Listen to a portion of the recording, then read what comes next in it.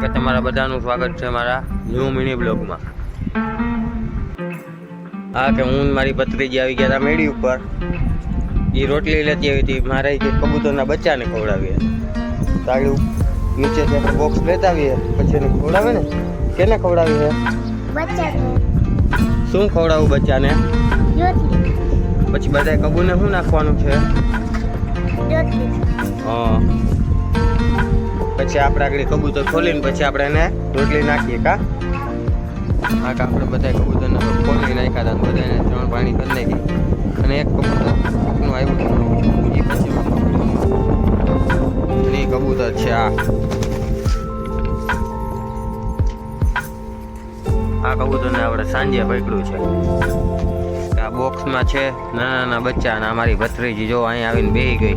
એ કે બચ્ચાની કે હું રોટલી ખવડાવીશ. હવે તો આગળ અમે બચ્ચાને કાઢીને રોટલી પહેલાં એના કટકા કરી અને પછી ખવડાવશું નિરાતે.